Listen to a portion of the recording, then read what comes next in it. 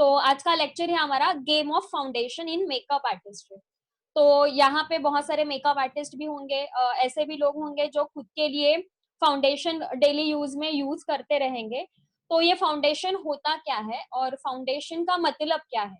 Usually अगर foundation हर जगह पे, जैसे कि बिल्डिंग कंस्ट्रक्शन हो या फिर कोई सॉफ्टवेयर हार्डवेयर या कोई कंप्यूटर के प्रोग्राम हो, तो फाउंडेशन वहां पे भी यूज होता है ये वर्ड। तो ये वर्ड का जब हम यूज करते हैं या फिर फाउंडेशन बोला जाता है, तो कोई भी चीज में फर्स्ट स्टेप जो रखी जाती है उसको हम फाउंडेशन बोलते हैं। बट मेकअप में, मेकअप आर्टिस्ट्री में फाउंडेशन जो होता है ये बेस मेकअप होने के बाद ऑलमोस्ट 7 to 8 स्टेप्स के बाद हम फाउंडेशन यूज करते हैं। तो फाउंडेशन है क्या, पहले हम वहां से स्टार्ट कर देते हैं।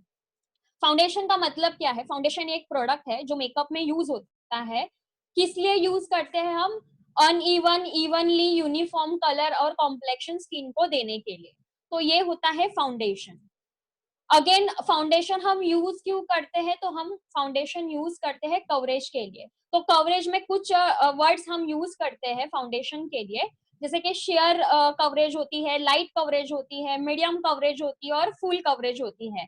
जहाँ के हालांकि अभी जो ट्रेंड चल रहा है वहां पे हम ज्यादा कॉन्सेंट्रेट कर रहे हैं फुल कवरेज के लिए। बट जैसे कि लुक चेंज होते हैं, थीम चेंज होती है, वैसे ही फाउंडेशन का जो कवरेज है वो हम अलग अलग ले सकते हैं। जैसे कि न्यूड मेकअप है, वहां पे हम लाइट और शेयर कवरेज का यूज करते हैं।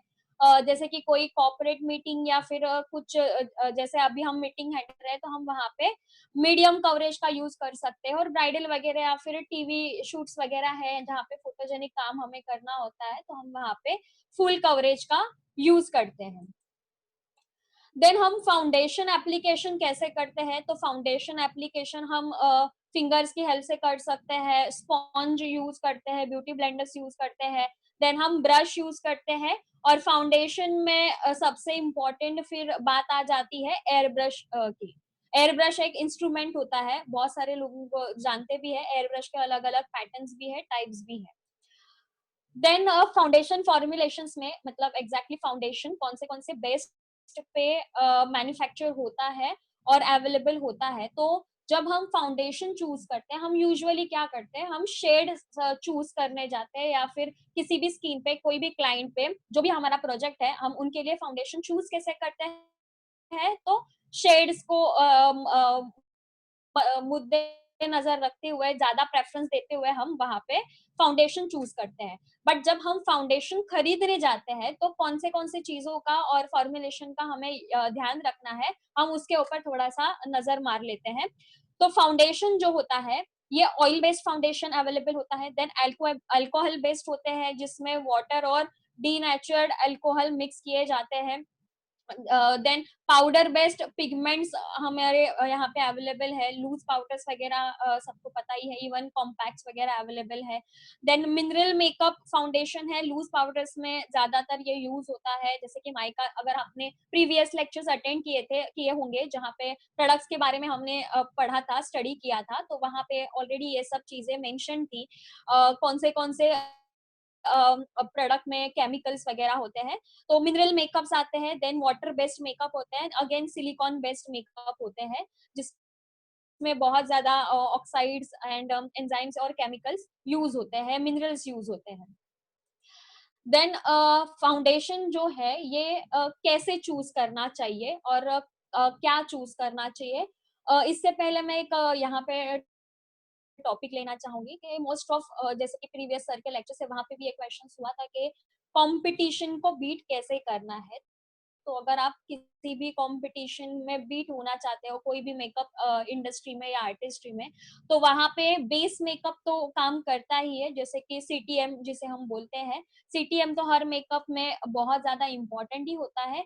सीटीएम के बारे में अगर बोला जाए तो cleansing, toning, moisturising skin types को लेके ऑलरेडी मार्केट में एस्टेब्लिश्ड है, तो उसे कोई अलग से चूज करने का टैक्टिक्स हमें सीखने की जरूरत नहीं होती, क्योंकि उनके ऑलरेडी वैसे कैरेक्टरिस्टिक्स होते ही है कि हम अलग अलग स्किन टाइप्स के हिसाब से बाय करके कस्टमर के ऊपर अप्लाई कर सकते हैं। लेकिन फाउंडेशन जो है, ये फाउंडेशन सिर्फ कलर के बेस से हम चूज करते हैं, टोन के हिसाब से हम चूज करते हैं, कॉम्प्लेक्शन के हिसाब से चूज करते हैं, बट फाउंडेशन का कोई कैरेक्टरिस्टिक्स नहीं होता, इसीलिए फाउंडेशन थोड़ा सा ज्यादा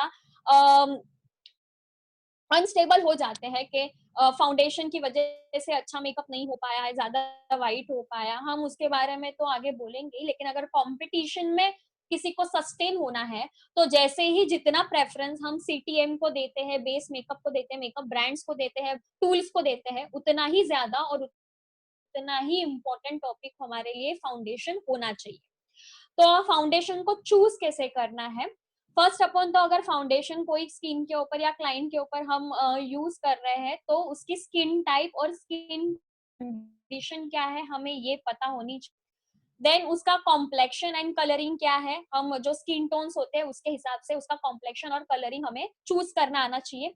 देन स्किन अंडरटोन के वो कौन से अंडरटोन में आ रहा है skin, then weather, but obvious है कि कौन से वेदर में आपका क्लाइंट और जहाँ पे भी आपका प्रोजेक्ट आप हैंडल करने वाले हो वहां का वेदर क्या है, अगेन टाइम क्या इंपॉर्टेंट है और क्यों इंपॉर्टेंट हम आगे बात करेंगे ही, लेकिन टाइम भी उतना ही इम्पोर्टेंट है, ये डे है या नाइट है जहाँ पे आप अपने क्लाइंट के ऊपर फाउंडेशन यूज कर रहे हैं या खुद भी आप यूज कर रहे हैं। देन स्किन का टेक्सचर क्या है, ड्राई है, रफ है, लाइंस है स्किन के ऊपर, तो वो भी हमारे लिए बहुत ज्यादा इम्पोर्टेंट है। Then pH of product and skin के पीएच के बारे में अभी तक तो लेक्चर हुआ ही नहीं है, बट थोड़ा सा मैं यहाँ पे मेंशन करूंगी। जी हाँ, स्किन का जैसे पीएच होता है वैसे ही हर एक प्रोडक्ट का भी पीएच बैलेंस होता है, पीएच लेवल होता है, हमें वो भी प्रोडक्ट खरीदते वक्त और यूज करते वक्त और अप्लाई करते वक्त उसका भी थोड़ा सा ध्यान देना जरूरी होता है। अगेन आप स्टोरेज जो कर रहे हो आपके फाउंडेशन, आप वैनिटी में हो, आप वैनिटी किस जगह पे है आपकी, उसे के ऊपर भी फाउंडेशन का टेक्सचर और उसका जो टेक्सचर बोल सकते हैं या फिर उसका जो एग्जैक्टली जो होना चाहिए फाउंडेशन, वो भी मैटर करता है। अगेन जो फाउंडेशन के टाइप्स है हम वो देख रहे हैं कि फाउंडेशन के टाइप्स क्या होता है। एक तो लिक्विड फाउंडेशन जो वेल नोन है, जो बहुत सारे बरसों से हम देख ही रहे हैं कि liquid foundation. Then powder foundation, powder में हम लूज पाउडर यूज करते हैं, कॉम्पैक्ट आए हैं बहुत सारे मार्केट में, हम वो यूज करते हैं। देन मूजेस होता है, ना ही ज्यादा लिक्विड है ना ही ज्यादा पाउडर ये है और ना ही ज्यादा क्रीम बेस्ड है, तो मूज फॉर्मेशन में और विप फाउंडेशन हमारे लिए अवेलेबल है। देन स्टिक फाउंडेशन, अलग अलग टाइप के स्टिक्स आ गए हैं, जो most probably TV pen sticks, crayons के वगैरह होते हैं, आप उन्हें रेफर कर सकते हैं। देन केक फॉर्मेशन में फाउंडेशन अवेलेबल है, क्रीमी फाउंडेशन है, मिनरल फाउंडेशन होते हैं, लूज पाउडर्स अवेलेबल होते हैं, टैल्क बेस पे जो पाउडर्स होते हैं। देन टिंटेड मॉइस्चराइजर, मतलब मॉइस्चराइजर भी उन्हीं में ही अवेलेबल होता है और थोड़ा बहुत फाउंडेशन शेड उसमें मिक्स की जाती है, जो लाइट वेट होता है। देन बीबी और सीसी क्रीम सब लोग जानते ही है। अगेन सब लोग स्मार्ट इनफ है कि कौन सी शेड हमें यूज करनी चाहिए, और मोस्ट प्रोबेबली हम कलर कौन सा स्किन टोन है और अंडरटोन को जज करके ही हम फाउंडेशन यूज करते हैं, तो उसके बारे में मुझे ज्यादा बोलने की जरूरत नहीं है, उतने सब स्मार्ट इनफ है। देन हमारा एक क्वेश्चन आता है कि फाउंडेशन राइट चूज करने की हमें क्या जरूरत है। तो फाउंडेशन पूरा मेकअप होने के बाद हम जब फाउंडेशन एप्लीकेशन करते हैं, तो जो चीजें आती है मेकअप होने के बाद, हालांकि 45 टू 1 आवर के बाद ये चीजें हमें रियलाइज होना स्टार्ट हो जाते हैं, और अगर इससे पहले किसी को फाउंडेशन एप्लीकेशन के बाद कुछ नजर आ रहा है तो उनका एप्लीकेशन ठीक नहीं है, हम यही बोल सकते हैं।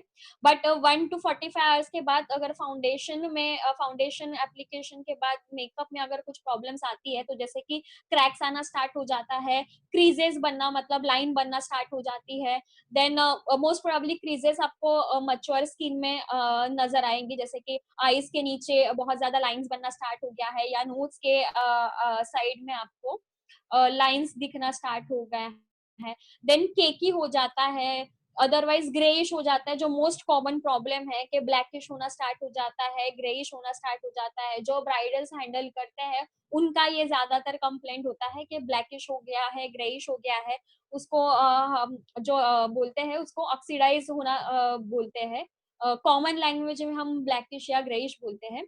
देन पैची हो जाता लगता है जैसे कि पपड़ी निकल आ रही है, ऐसे नजर आ जाता है।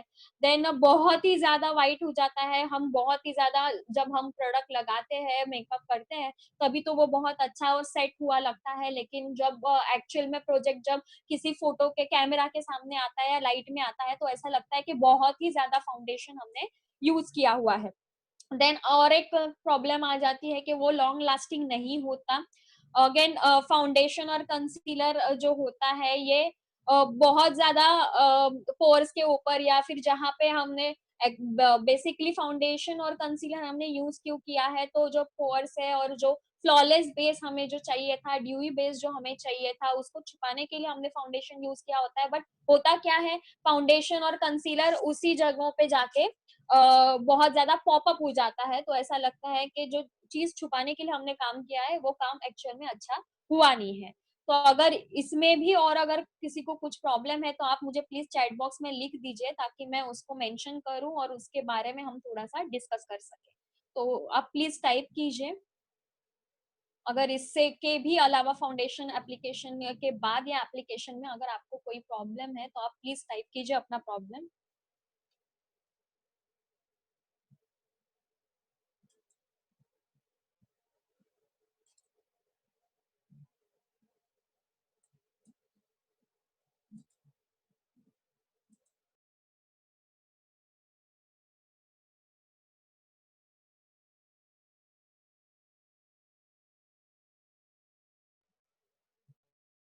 ओके, तो जहां तक मेरे स्टडी के हिसाब से इतने ही प्रॉब्लम्स है फाउंडेशन एप्लीकेशंस में।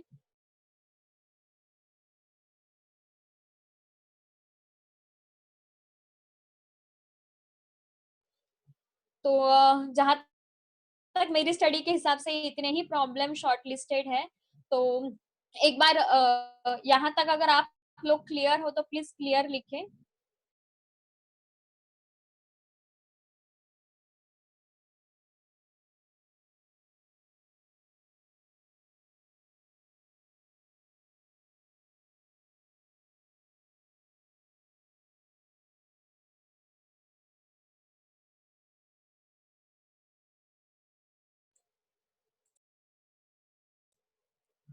Thank you everyone.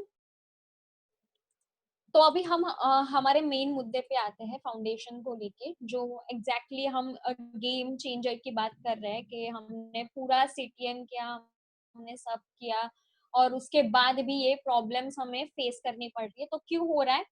तो हमने स्किन टाइप तो पढ़े हुए होते हैं, लेकिन स्किन कंडीशन के हिसाब से कौन सा फाउंडेशन हमें कहाँ पे यूज करना है, हमें वो नहीं पता होता। फाउंडेशन के टाइप्स मैंने पहले ही बता दिए कि कौन से फाउंडेशन अवेलेबल होते हैं, liquid base, water base, mineral base. Then complexion और कलरिंग के बारे में तो सब लोग वेल नोन है, तो मैं ज्यादा उसके बारे में डिस्कस नहीं करूंगी। देन स्किन अंडरटोन भी कैसे पहचानना है, वार्म है, न्यूट्रल है और कूल है, वो भी सब लोग उससे वेल अवेयर है। अगर नहीं है तो आप चैट बॉक्स में लिख सकते हैं कि मुझे नहीं पता, मैं उस टॉपिक को भी ले लूंगी। मेरे लिए अभी आज का सबसे इम्पोर्टेंट और गेम चेंजर जो होता है, वो होता है वेदर, टाइम, स्किन टेक्सचर और पीएच ऑफ स्किन।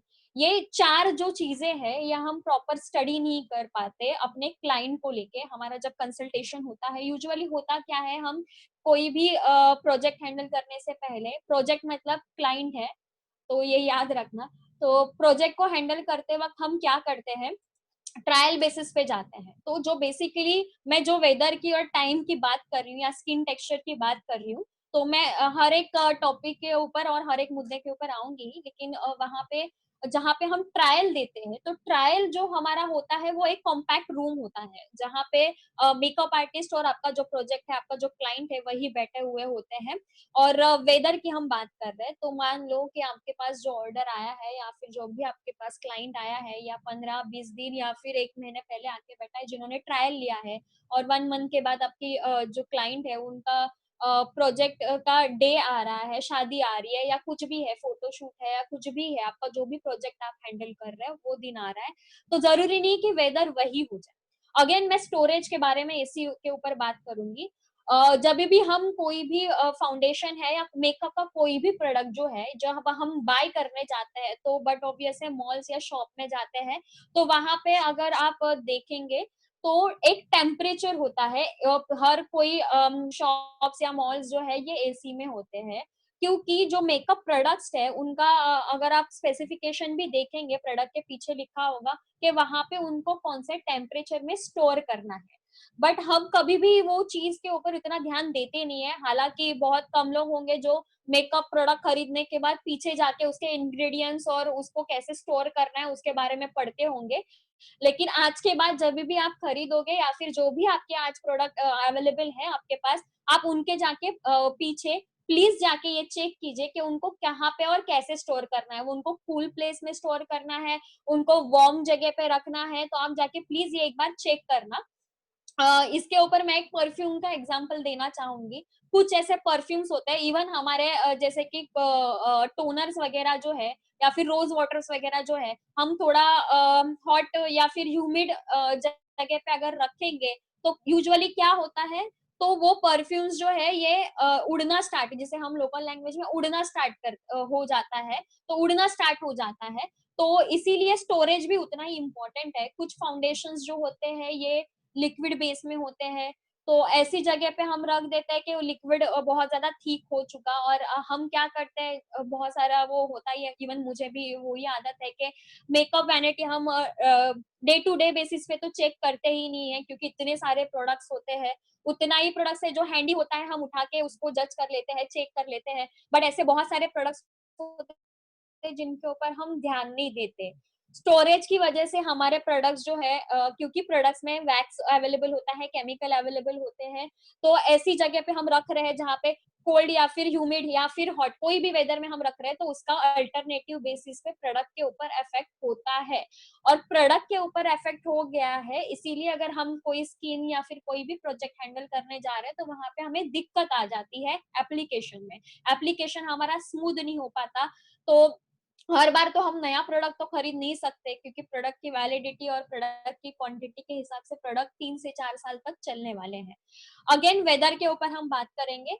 वेदर के बारे में दो कंडीशंस है, एक तो प्रोडक्ट का वेदर भी इम्पोर्टेंट होता है, आप कहाँ पे ट्रायल कर रहे हो वहां का वेदर भी इम्पोर्टेंट होता है। मान लो कोई डेस्टिनेशन वेडिंग हम हैंडल कर रहे हैं और डेस्टिनेशन वेडिंग के टाइम पे ट्रायल फॉर एग्जांपल मुंबई में है और शादी दिल्ली या फिर कोई नॉर्थ साइड में है, जहाँ पे मुंबई के कंपैरिजन में थोड़ा सा ह्यूमिडिटी कम होगी या फिर ह्यूमिडिटी होगी भी नहीं, तो ऐसे वेदर में कोई शादी हम हैंडल करने जा रहे हो और ट्रायल के टाइम पे आपने कुछ अलग स्पेसिफिक प्रोडक्ट यूज किए थे या फाउंडेशन यूज किया था, और अभी जो आपकी क्लाइंट है, आपका जो प्रोजेक्ट है वो अलग जगह पे जाके शिफ्ट हुआ है और हम वहां पे प्रोजेक्ट हैंडल कर रहे हो, तो ऐसे टाइम पे क्या होता है, प्रोडक्ट तो चलो वही है और वो अच्छा इफेक्ट देगा भी, बट जो आपकी क्लाइंट है जिसकी स्किन है, ये स्किन अलग अलग अपना पीएच बैलेंस मेंटेन करेगी वेदर के हिसाब से। अगेन उसका टेक्सचर होता है वो भी चेंज होता है, जिसके ऊपर हम कभी ध्यान ही नहीं देते, और हम क्या करते हैं, उसी प्रोडक्ट के साथ उसी जगह अलग जगह पे उसी क्लाइंट के ऊपर वही प्रोडक्ट यूज करते हैं,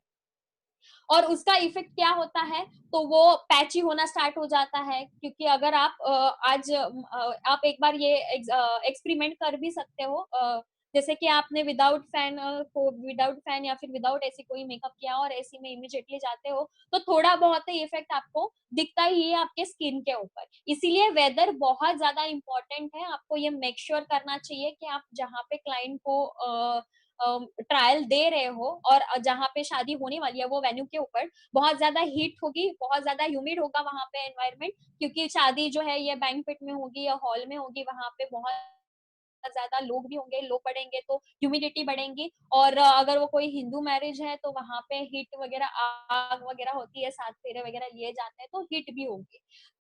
तो फाउंडेशन चूज करते वक्त हमें इस भी चीज का ध्यान रखना चाहिए। देन हम टाइम की बात करते हैं। टाइम के बारे में अभी क्या है, प्रोडक्ट्स जो है ये एसपीएफ के साथ आ रहे हैं, तो हम उसी के सभी प्रोडक्ट में हम एसपीएफ को यूज करना स्टार्ट कर देते हैं। एसपीएफ बेसिकली होता क्या है, सन प्रोटेक्शन लेयर जो है ये वहां पे क्रिएट करने का काम करता है। अगर दिन का कोई वेडिंग है तो आप एसपीएफ फाउंडेशन के साथ जा रहे हो तो बहुत अच्छी बात है। बट यही अगर कोई नाइट का कोई वेन्यू है या फिर जहाँ पे सन अवेलेबल ही नहीं है और सन है ही नहीं, उस जगह पे आप एसपीएफ प्रोटेक्ट एक्सेप्टेड फाउंडेशन का यूज करोगे तो वो सही नहीं जाएगा। तो ऐसे फाउंडेशंस आपको वहां पे आपके प्रोजेक्ट के लिए सर्च करना है जहाँ पे एसपीएफ उसमें अवेलेबल है नहीं, और जो नाइट के क्लाइमेट के साथ या फिर नाइट के वेदर के साथ और नाइट के थीम के साथ सुटेबल हो जाए, वो फाउंडेशन आपको चूज करना चाहिए। देन हम स्किन टेक्सचर्स की बात कर रहे हैं। स्किन टेक्सचर में स्किन टाइप्स नहीं आती, स्किन कंडीशन नहीं आती, स्किन टेक्सचर्स में क्या वो स्मूथ है, क्या वो फ्रैक्टल्स वाली स्किन है, या फिर क्या बहुत ज्यादा लाइंस है उसमें, तो हमें वो एक बार चेक करना चाहिए। और अगर ऐसी कोई स्किन है तो वहां पे फाउंडेशन से ज्यादा हमें प्राइमर के ऊपर और सीटीएम के ऊपर हमें ध्यान देना चाहिए, जो कि हम वहां पे उसको हैंडल नहीं करते as compare to other skin texture. हमें ऐसी स्किन को, ऐसी रफ स्किन को थोड़ा सा ज्यादा अटेंशन देना होता है, उसी के बाद आपका जो फाउंडेशन है ये फ्लॉलेस आपके स्किन के अंदर एब्जॉर्ब हो सकता है। देन पीएच, प्रोडक्ट का पीएच जो है ये भी बहुत ज्यादा मायने रखता है। अगर आप पीएच के बारे में लेक्चर लेना चाहते हो या ये इंटरेस्टिंग टॉपिक है आपके लिए, तो आप चैट बॉक्स में कमेंट कीजिए, क्योंकि ये अपने आप में एक बहुत बड़ा टॉपिक है, उसको वन लाइन में एक्सप्लेन करना बहुत ज्यादा डिफिकल्ट है मेरे लिए। तो आपके हर एक प्रोडक्ट जो है मेकअप के, उसका अलग अलग पीएच होता है, हमें वो पीएच भी स्टडी करना बहुत ज्यादा इंपॉर्टेंट है, क्योंकि प्रोडक्ट का पीएच और स्किन का पीएच जब तक इनका बैलेंस नहीं आता तब तक आपका जो मेकअप है ये बहुत अच्छा नहीं हो सकता, या फिर वो लॉन्ग लास्ट नहीं हो सकता। जो भी हमने प्रॉब्लम शॉर्ट लिस्टेड किए हैं, अगर उनको बीट करना है, अगर उनको हराना है, उनके ऊपर जीत हासिल करनी है, तो पीएच के बारे में आपको स्टडी करना बहुत ज्यादा इंपॉर्टेंट है। अगेन स्टोरेज के बारे में तो हमने स्टडी कर ही लिया। अगर यहाँ तक आप क्लियर हो तो प्लीज आप चैट बॉक्स में क्लियर कर दीजिए, या फिर अगर आप रिपीटेशन चाहते हो तो आप रिपीटेशन वहां पे लिख दीजिए। ओके, सो यहाँ तक क्लियर है। तो अभी हम आते हैं करेक्ट फाउंडेशन स्किन टाइप्स और स्किन कंडीशन के हिसाब से। जो हमारा फर्स्ट स्किन जो टोन है उसके हिसाब से तो हम कलर शेड चूज ही करने वाले हैं, लेकिन स्किन टाइप्स कंडीशन के हिसाब से हमें कौन से टाइप का या फिर कौन से टेक्सचर वाला या फिर कौन सा फाउंडेशन हमें लेना चाहिए, तो वो हम थोड़ा सा स्टडी करेंगे अभी। ऑयली स्किन के ऊपर हमें लिक्विड बेस्ड फाउंडेशन यूज करना चाहिए और कॉम्पैक्ट पाउडर का हमें यूज करना चाहिए। तो उससे क्या होगा, जो आपका फाउंडेशन है ये लॉन्ग लास्टिंग भी रहेगा अगर कोई ऑयली स्किन है, और अगर ज्यादा ऑयल वहां पे प्रोड्यूस हो रहा है तो क्लाइंट को दिक्कत नहीं आएगी, क्योंकि हमने कॉम्पैक्ट पाउडर भी वहां पे यूज किए और कोई एलर्जिक रिएक्शन वहां पे परफॉर्म नहीं हो पाएंगे। देन अगर ड्राई स्किन है तो हम क्रीम या लिक्विड ऑयल बेस फाउंडेशन का यूज कर सकते हैं। देन कॉम्पैक्ट ऐसा होना चाहिए जो ऑयल बेस्ड हो। तो आप गूगल या रिसर्च कर सकते हैं अपने प्रोडक्ट्स के बारे में, मैं कोई भी ब्रांड यहाँ पे सजेस्ट नहीं करूंगी। देन अगर कोई मच्योर स्किन है तो मच्योर स्किन को अगर आपको हैंडल करना है तो cream, liquid, oil based, then compact, क्योंकि मच्योर स्किन जो होती है वो मोस्ट प्रोबेबली ड्राई स्किन की तरफ जाती है, उनका पीएच बैलेंस जो होता है ये बहुत ज्यादा अलग होता है क्योंकि वो मच्योर स्किन है। देन हम कॉम्बिनेशन स्किन के लिए लिक्विड वाटर बेस्ड यहाँ पे फाउंडेशन का यूज करेंगे। लिक्विड वाटर बेस्ड, हर जगह पे हमने ड्राई और मैच्योर स्किन में ऑयल बेस्ड प्रोडक्ट देखे हैं और क्रीम प्रोडक्ट है, लेकिन कॉम्बिनेशन स्किन में हम liquid water based foundation use करेंगे, साथ ही साथ पाउडर यूज करेंगे, और चाहिए तो आप मूज भी यूज कर सकते हैं। देन अगर डी स्किन है तो हम वहां लिक्विड बेस, वाटर बेस और मूज बेस फाउंडेशन का इस्तेमाल कर सकते हैं। अगर कोई सेंसिटिव स्किन है तो फर्स्ट आपको अपने जो भी सीनियर है या फिर उनके जो डॉक्टर्स है पहले उनसे आपको सजेस्ट करना चाहिए कि एग्जैक्टली वहां पे स्किन में प्रॉब्लम क्या है और किस बात की उन्हें सेंसिटिविटी इशू है। और हाइपो एलर्जी, कोई भी सेंसिटिव या ब्लेमिश स्किन हैंडल करने से पहले आप क्लाइंट के साथ कंसल्टेशन करना आपको इस चीज फाउंडेशन के बारे में और सभी प्रोडक्ट के बारे में बहुत ज्यादा इंपॉर्टेंट है। ये नहीं कि हमारे पास पैलेट पड़े हैं और ऑलरेडी शेड हमने चूज की, टोन पता चला और फाउंडेशन निकाला और हमने यूज करना स्टार्ट किया, तो आप ऐसे नहीं कर सकते। देन अगर कोई नॉर्मल स्किन है तो आप कोई भी क्रीम हो, लिक्विड ऑयल और या फिर वाटर बेस्ड हालाँकि सभी फाउंडेशन आप नॉर्मल स्किन के ऊपर यूज़ कर सकते हैं। अगर कोई ब्लेमिश स्किन है जहाँ पे बहुत ज़्यादा एक्ने है, पोर्स है, तो ऐसे स्किन के ऊपर आप कॉम्पैक्ट पाउडर या फिर कोई मेडिकेटेड ऐसा फाउंडेशन जिसमें बहुत ही कम मात्रा में केमिकल्स है और मिनरल्स है, आप ऐसे फाउंडेशन आप यूज़ कर सकते हो। देन अभी ये क्वेश्चन आता है कि फाउंडेशन इतना बड़ा, ये यहाँ पे खत्म नहीं होता, बहुत बड़ा टॉपिक है। अभी तो हमने सिर्फ ऊपर-ऊपर से जानकारी ली है। तो ये हमारा जो स्टडी सिलेबस होता है, हम बेसिकली वहाँ पे क्या करते हैं, तो एप्लीकेशन सीखते हैं, लेकिन जब हम एग्ज़ैक्टली प्रोजेक्ट हैंडल करते हैं तो बहुत ज़्यादा इश्यूज़ आते हैं। तो ये क्वेश्चन आता ही है हमें कि हम इसके बारे में और से ज़्यादा नॉलेज कहाँ से लें? तो या तो आप बहुत ज़्यादा यूनिवर्सल ब्लॉग्स जो होते हैं, जो राइट ब्लॉग्स होते हैं ब्यूटी के लिए, तो आप गूगल करके वो स्टडी कर सकते हैं। वीडियोज़ जो है बहुत अच्छे-अच्छे बहुत ज़्यादा वीडियोज़ आते हैं, आप उसका एक टाइम टेबल बना के आप वो स्टडी कर सकते हो, या फिर फाउंडेशन को लेके बहुत सारे क्रैश कोर्सेज़ अवेलेबल हैं, आप उनको स्टडी कर सकते हो। यूजुअली हम क्या करते हैं कि लाइफ में एक बार मेकअप कोर्स कर लिया और बस उसी के बेसिस पे उसी की थ्योरी को और उसी के एप्लीकेशन को लेके वही चीज़ें आगे फॉरवर्ड करते जाते हैं, लेकिन वैसे करना समझदारी नहीं है, क्योंकि ट्रेंड चेंज होते हैं और अभी तो वेदर भी चेंज हो रहा है, तो उसके हिसाब से हमें स्किन को भी एनालाइज़ करना सीखना चाहिए, स्टडी करना सीखना चाहिए। तो ट्रेंड के हिसाब से और जैसे भी एनवायरनमेंट चेंज हो रहा है, तो उसके बारे में अपने स्टडी को भी, अपने प्रोडक्ट्स को भी आपको अपडेट करना, अपग्रेडेशन करना बहुत ज़्यादा ज़रूरी है। तो भले ही पूरा कोर्स आप नहीं जॉइन करो, लेकिन छोटे-छोटे शॉर्ट टर्म कोर्सेज़ जो होते हैं,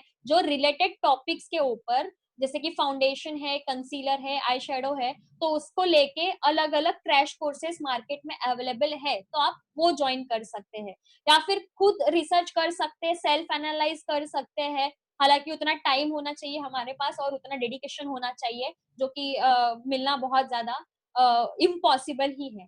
या फिर आपके जो भी सीनियर्स हैं, आप जिनके थ्रू सीख रहे हो, जो भी आपके सीनियर्स होंगे, आप उनका गाइडेंस लेके इसके बारे में ज़्यादा रिसर्च और नॉलेज ले सकते हैं, या फिर आप ऐसे बुक्स और नोट्स भी अवेलेबल होते हैं और है, आप जाके रिसर्च करिए, आपको ये सब के बारे में पता चल जाएगा। अगेन मैं अभी तो बहुत कम ही टॉपिक्स हम यहाँ पे उठा पाते हैं, लेकिन hashtag ask anything from doctor Munish जो हमारी वेब सीरीज होती है, आप वहाँ पे जाके आपके क्वेश्चन पोस्ट कर सकते हैं, तो वो स्किन, मेकअप, किसी भी चीज को लेके, स्पा को लेके, ब्यूटी से रिलेटेड, हेयर से रिलेटेड, जो भी आपके प्रॉब्लम्स और कंप्लेंट है, आप वहाँ पे जाके पोस्ट कर सकते हो। देन हमारा जो कल का टॉपिक होने वाला है, ये मैजिक ऑफ कंसीलर ही है। तो अगर जिनको कंसीलर के बारे में प्रॉब्लम है, कंसीलर होता क्या है, उसके प्रॉब्लम्स क्या है और उनको क्या कौन से कंडीशन में यूज़ करना है और कहाँ पे यूज़ करना है, तो हम उसके बारे में स्टडी करेंगे और ये भी एक बहुत बड़ा मैजिकल थिंग है कंसीलर। तो आप मुझे कल जॉइन कर सकते हैं 2 बजे। Thank you all of you जो आपने एक्शन ली और आज का लेक्चर ये अटेंड किया। तो यहाँ पे मैं इजाज़त चाहती हूँ, मुझे आप इजाज़त दे दीजिए। आपकी जर्नी यहाँ से ही स्टार्ट हो रही है। जर्नी स्टार्ट हो रही है तो आपको फाउंडेशन के बारे में रिसर्च करना है। तो bye everyone and thank you once again. Thank you.